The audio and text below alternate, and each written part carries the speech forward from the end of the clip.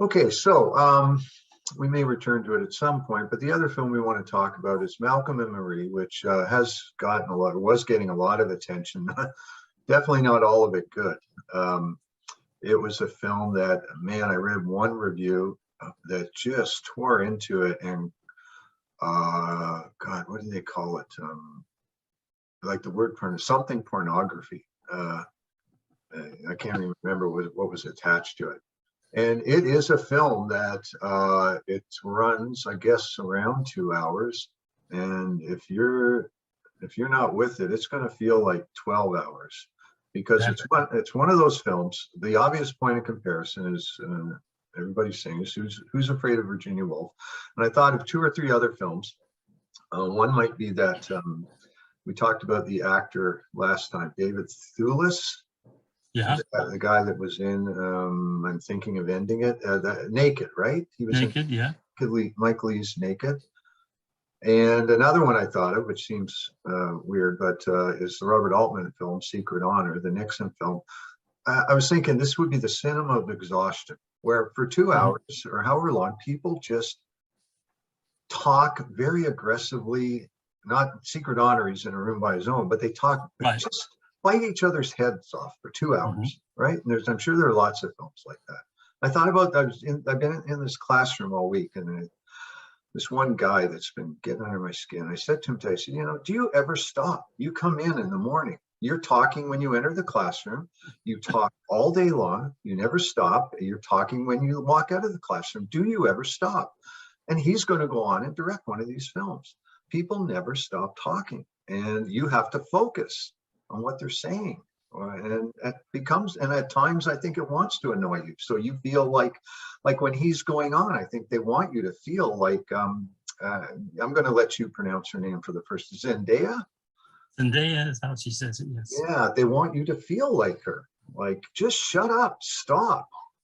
Yeah. It's about a filmmaker and his girlfriend, and they come home one night after he's had the premiere of this film. He's, his big breakthrough, critical breakthrough, and it goes well, and he gets some, all the critics there want to talk to him, in particular, this one woman from the LA Times. So they arrive home in their very expensive house, modern Frank Lloyd Wright type house. And he says it's the greatest, most important night in my life, but she is angry. It all starts with the fact that he does not thank her. He thanks 100 people and never thanks her. And it's like Virginia Woolf. For 2 hours, it's like they're fighting. Okay, finally they stop. And then they're going to start again. Then they're going to stop again. Yeah. The one part that made me laugh tonight was where they're finally, it looks like they're stopping, and they're going to have sex. And he says, okay, now keep those happy thoughts. I have to go to the washroom. Just please stay happy. Think good thoughts. He goes, she's had a minute to think. He comes back. That's all it took. He comes back and she says, if I ask you one question, do you promise to answer honestly? And he's standing there and goes, yeah. It's like, no, here they go again. Okay, now I've talked enough. It was something. I still don't know. I've seen it twice. I don't know what I think about it. So tell me what you think. Okay, first I will quote, he's a comedian on Letterboxd is where I found it. And he said, if theaters were still open, this review would probably be about how someone would groan, oh my God, shut up, or this guy fucking sucks every few minutes, and the whole audience would burst into applause. And I thought, okay, there you go. The Virginia Woolf comp is obvious, and I toss in John Cassavetes as well, because Cassavetes, of course, the maid is. Now, I came to it wanting it to be, well, better than it was, because I love Zendaya. John David Washington, I've seen him in like 4 or 5 movies this year for some reason. All I know of him is from all I know him from is Black Klansman. Well, he, you close your eyes, he sounds like Daddy Denzel, and it's distracting sometimes to hear that voice coming out of a different person, but that's kind of relevant. Anyway, I love Zendaya, and Sam Levinson, who wrote and directed, he does the TV show Euphoria that Zendaya is won the Emmy. She became I think the youngest person to ever win a Best Actor or Best Actress award, Emmy. And she's brilliant in that show. I didn't know that. I still thought of her as, you know, Spider-Man, and she was in some big sort of kids teenager series. Yes, she was.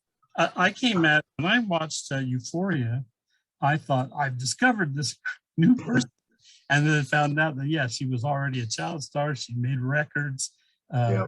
So no, I missed all of that. In fact, the first couple episodes that I saw her, I thought she was short. And I mean, she's practically as tall as her husband. So she's fine. Yeah, she's modest. I don't know why I thought that. Anyway, and we like her because she's a local. She's from Oakland. Oh, I didn't know that. I love Euphoria, and so and I like the risks that the Sam Levinson takes, and especially I like the risks that she takes as an actor. So I was really looking forward to it. Now, one of the things that happened with that show during the pandemic, they were ready to start season 2, and then, as with so many other things, it got put on the back burner. So he made 2 hour-long episodes, one with Zendaya's character and one with the trans woman's character, and they were very much like this movie. They were like 2 character, set pieces, one set. You could imagine, like, how are we going to make an hour-long show in the pandemic? Well, they did it like they did it in Malcolm and Reed's. Minimal cast, minimal crew, and in and out pretty quickly. And those were also, I thought, excellent episodes. So all that made me want to see this movie. And I'm not sorry I saw it, because the acting was terrific. I thought that place they lived, it's in Carmel. It's a famous house, although I've forgotten the name at the moment. Okay. It's real. They didn't build it for the thing, and they deserve credit for how they did it. They spent 2 weeks shooting. Obviously, they had some prep time, and they certainly marked out a lot of the shots that they knew what they were going to do in that house before they did it, so they could save time and less people breathing on each other. But that movie was done very quickly, and I don't think it shows. I think it's masterful as far as it goes. But then, as I said when I was writing about it, so why didn't I like it? Because shut up. I mean, seriously, they are bitching and moaning. I decided it was 95 minutes out of 105. I don't know. My wife, she didn't watch it. I told her you would hate this movie because she doesn't like movies about what she calls pathetic people, and she would have thought these guys were pathetic. But when I described it, she said, we've had many of those fights in our younger days. And I said, yeah, but nobody filmed this. Yeah, nobody turned it into a movie. If anybody filmed this, people would have said that's a terrible movie. So you got good actors, fine actors. There's some excellent scenes of gripping, and shut up. And it's sometimes what they go off about. And the most prominent example would be when the review, he finally gets to read it. And they spend 2 minutes him flipping out. Where's my phone? Where's my credit card? Was that really necessary? Finally, he reads the review, and pretty clearly, it's a great review. Yeah. And it's not. It's either not great enough for him, or he objects to the way the woman reads the film, and he goes off for 5 to 10 minutes. I swear that's the longest quote I've ever seen on IMDb, where they have quotes from the movie. That is in the quotes, and it goes. You have to scroll to get to the end of his speech. Oh, and she's lying back, and she's laughing at him, and he's just it's like he's just putting on a show. I wasn't even sure. Is this for real? Is he really angry right now, or is he sort of doing a thought experiment? Can I portray anger for the next 10 minutes, even though I'm really ecstatic inside? Mm-hmm.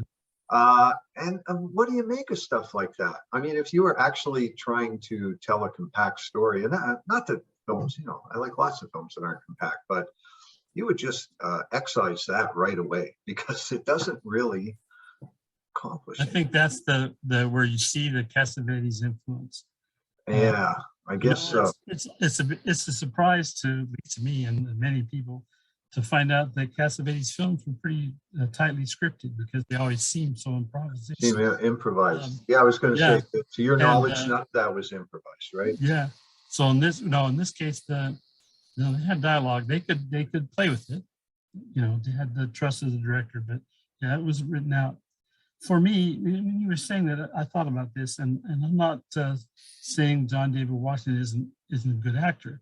I've liked him better in his action roles than in his emotive roles. I'll say that. Yeah. But he's not bad in this movie. He's fine. But in my case, he's working against the part where I love his co-star, and I'm looking to see what she does. Yeah. In Euphoria, there's one scene, you just know they sent it off to the Emmy people, and just that one scene was good enough to win her the award. She plays a junkie, and she's on it, she's off it. She goes to her dealer to try to get a little bit just to tide her over, and he decides, I can't do it anymore. I'm not going to give you any. And she, oh my, she just acts up a storm, I guess. She seems very real in that one scene. Well, I thought about that in this movie. In a way, her character or Zendaya did what the John David Washington and or his character couldn't do. It's when she gets the knife and tells, and then she says, that's what authenticity brings. Yeah.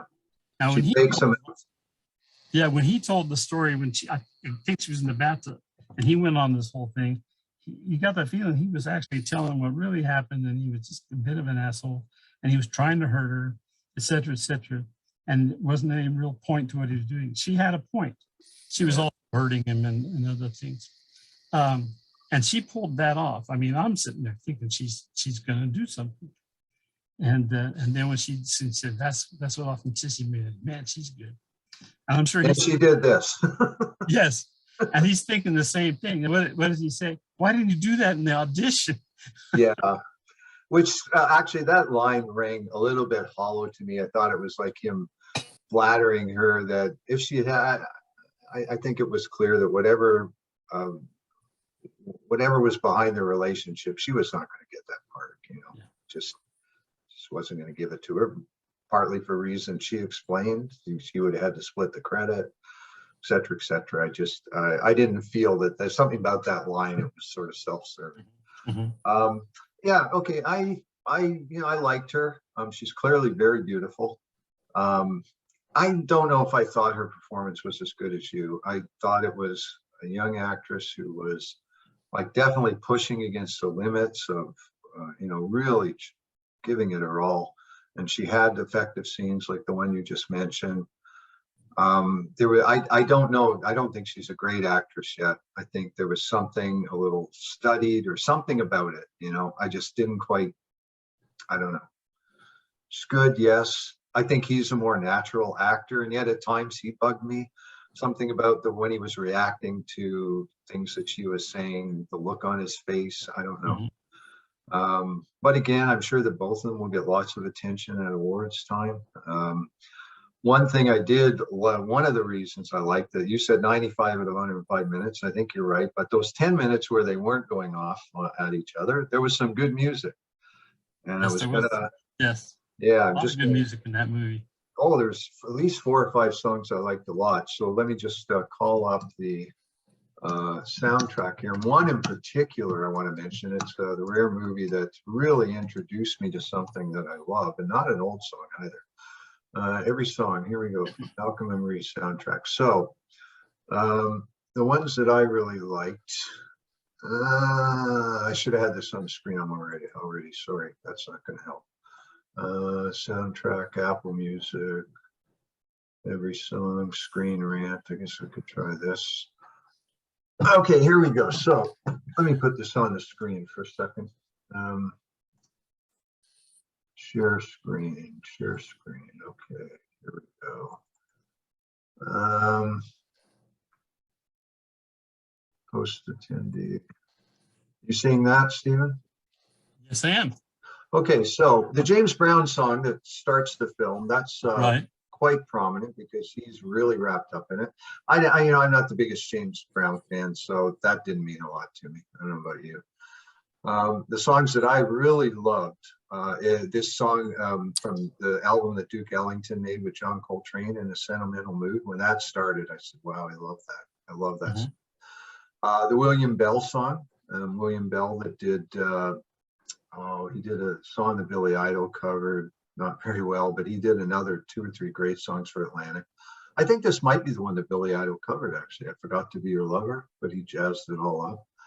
That was good. A Dionne Warwick song I'd never heard, that really girl groupish one, Get Rid of Him, which was kind of ironic because she put him down by saying, you know, you dare to use this 50-year-old song, referring to the William Bell song, to try to apologize to me.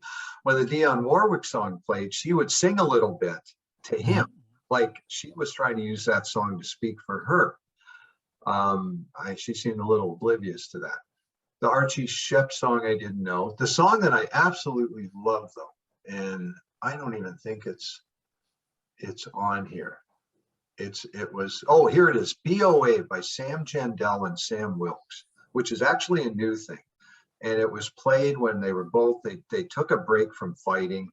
And it is it's the best song I've heard this year that I hadn't heard before this year. It's just beautiful. It's sort of like new jazz or something like that. That was really good.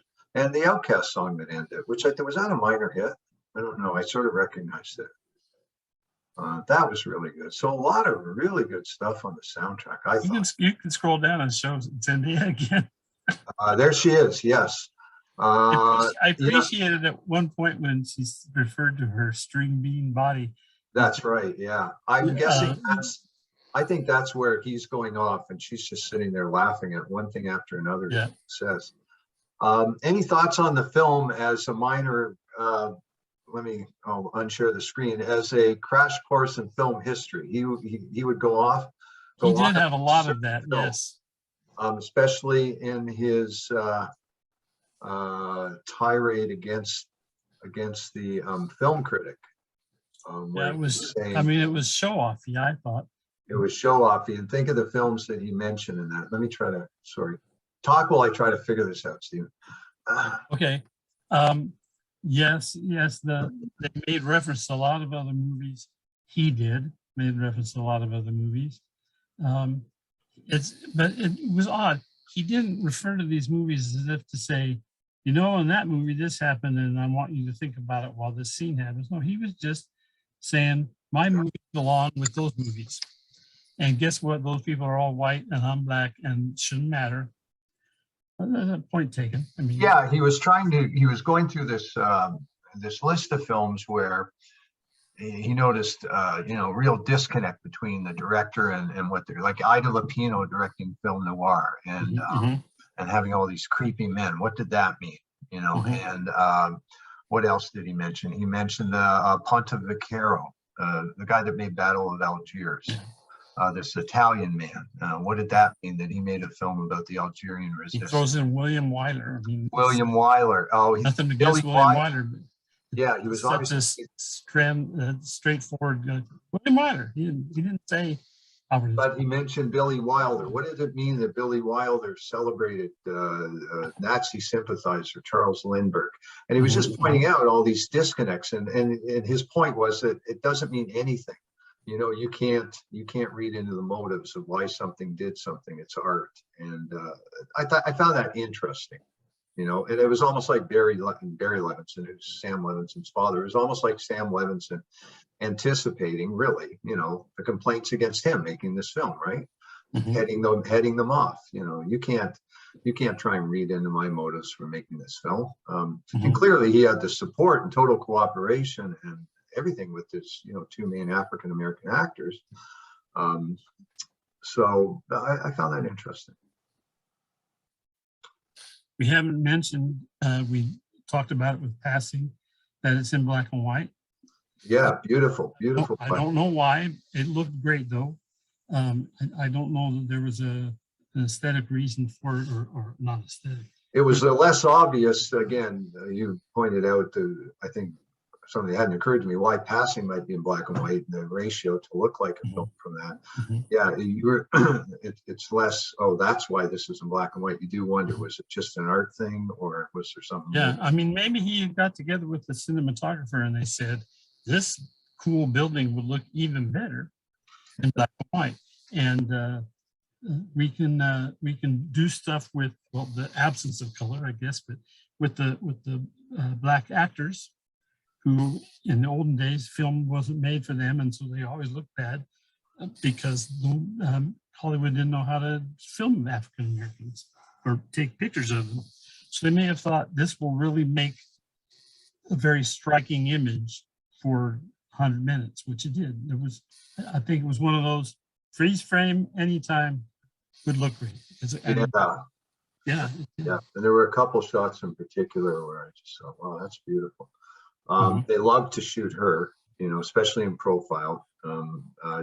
She took her dress off at one point. It reminded me of Nicole Kidman in Eyes Wide Shut. They shot her almost the same way, or he shot her. They shot her. I think they're the same height. Same height, yeah, the same build and everything like that. And nobody else in the film, nobody else thought it was a two-person show. I mean, even Virginia Woolf had two supporting characters.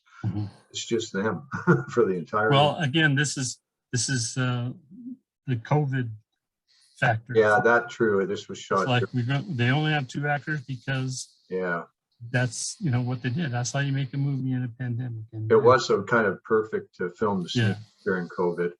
Yeah, and it reflects, like I say, on those two special episodes of Euphoria that took off.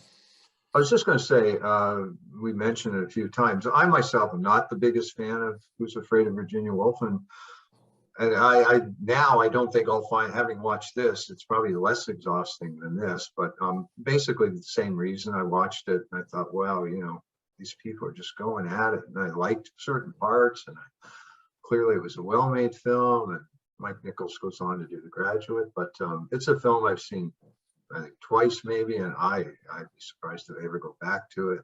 I'm sure. And I think I even saw the play. I went to see, I was seeing plays for a while when I was seeing this, and I think I saw the production of it. I'm not a huge fan of the film. Beautiful, black and white. Last film to win black and white Academy Award for black and white cinematography. And same thing, a couple just ripping each other to shreds and seeming part of their nightly ritual almost.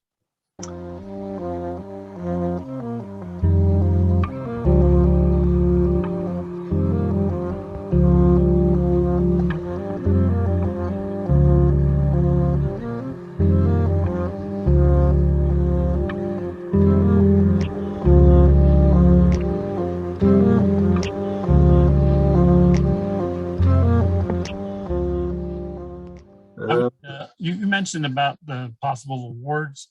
I think when it came out, and it didn't get ripped by critics, but it wasn't. It got really ripped by a couple. Yes, it did, and it got some good reviews. Yeah, it was a middling. Some people said great, some people said hey, but and the acting they talked about, but it was long enough ago, and it wasn't that long ago, but it's certainly before Passing. And I think it's going to get lost in the shuffle. It wasn't a movie that people liked enough.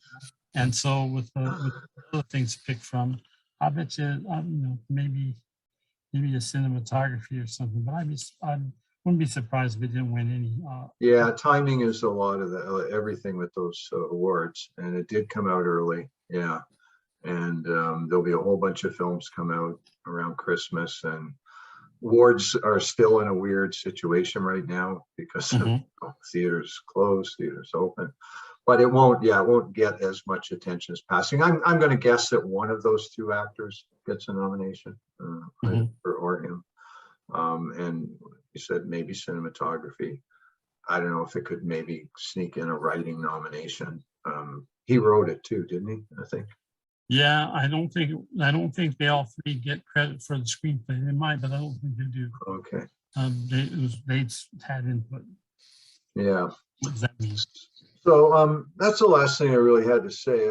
There's definitely interesting things going on with, I mean, they're white directors, but, you know, Film Center and black characters. The one that really I was trying to get you guys to watch, and it's a bit of a time commitment, is that series on Prime called Them, which is a horror series. Okay. It's set in the 50s, and it's about a black couple that moves into a white LA neighborhood.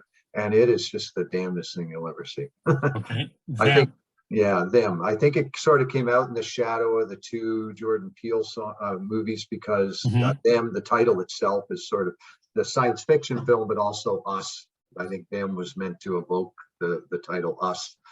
And again, it got some very violently negative, at least one extremely violently negative review. The reviewer just thought, this is just, they would even put this out because there's a lot of blackface in it. And it's something to see. And sort of along with these films, there's some real, I think, some credit to Jordan Peele. There's some really adventurous stuff being done. Okay, so that's pretty good, Stephen. We took a good look at those films. Scott will work his magic and get all sorts of stuff that we never knew was going to be in this. And tomorrow is? Tomorrow is, what is tomorrow? Tomorrow is when the Peter Jackson Beatle movie comes out. Which one? The Peter Jackson Beatles. Oh, the big Beatles film. Yes. Yes. A friend It's posted. not, I guess it's not a movie anymore. He turned it into a 3-part TV series, as he's extending the length of things. But so it's run. I'm sure once it's done, they'll all be there. But it's going to be Thursday, Friday, and Saturday on Disney Plus, and then after that, I don't know. I won't be able to watch it. My friend Howard got an invite. He saw it last night and posted about it on Facebook today. I will definitely watch that. I've seen Let It Be once, I think.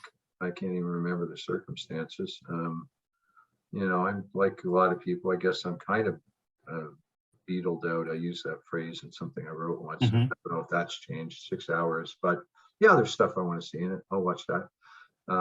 We will talk about the Velvet Underground film, but we'll get Scott in on that at some point. Yep. I still want to see it in the theater. I watched it on my computer. I couldn't even transfer it over and watch it on my big screen. I had to watch it on the computer, so I know I missed some of what's good about it or great about it. So we'll put that on hold for now. Okay, so enjoyed that, Stephen, as always. Stephen and Phil with another episode of Help Me Out. You made it. You were a fine host, by the way. Thank you. What they said. There you go. Stephen and Phil stay home and watch movies. And I literally did. I saw both of these at home, didn't go to a theater. I had to think about it. Yes, I did too. Yeah. You have been back in theaters, so I think you said, right? Yeah, we went what's the day? When we went yesterday to see the Venus Williams movie with Will Smith. Oh, okay. And I would go that. I forget. We've gone. I think the last few weeks we've gone to the movies, and I'm very much looking forward to Licorice Pizza. Yeah, I've already read one review that really ripped into it. I'm a little wary because I've seen the soundtrack, the credits for this. I was very disappointed in the soundtrack, the song selection. Well, it's funny because I rarely pick something to watch because of the actors. I love actors, but I don't think I got to see that movie because somebody's in it. I didn't watch Malcolm and Marie because Zendaya was in it. Yeah. And with Licorice Pizza, the fact that Alana Haim is the lead. Who I don't know at all. Not an actor. She plays guitar and that her sisters and her parents are. Oh, she's from the band then, right? Yes, she's from the band. Okay. It's her first movie.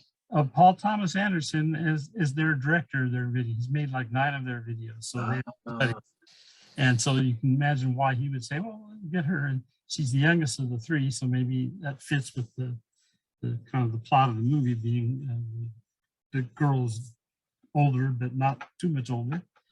Anyway, I'm really looking forward to that one just for that. And I kind of go with Paul Thomas Anderson, but the ones I really like. So up until Phantom Thread, every film of his, even the ones that I was, a little less enthusiastic about, I found very interesting. I didn't like Phantom Thread at all, but even ones like Punch Drunk Love or Inherent Vice had some interest for me. He never made a film that I didn't like. So yeah, I'm looking forward to it for sure. The other one I want to see, just at purely trash level, is House of Gucci, and it will be a sort of who chews up mentioned more. that, It'll be Pacino, not yeah, Pacino's in it, right? Yeah, Mhm. Pacino and Lady Gaga. You know, who's going to chew up more scenery, and other people are in it. I think it's just going to be unbelievable. It'll be like The Love Machine in 1970. Okay, we will do this in another month for sure, Stephen. Glad Yes, we're thanks back. a lot. Thanks for Okay. doing it. Take care. Have a good night and a good week. Bye-bye. See ya.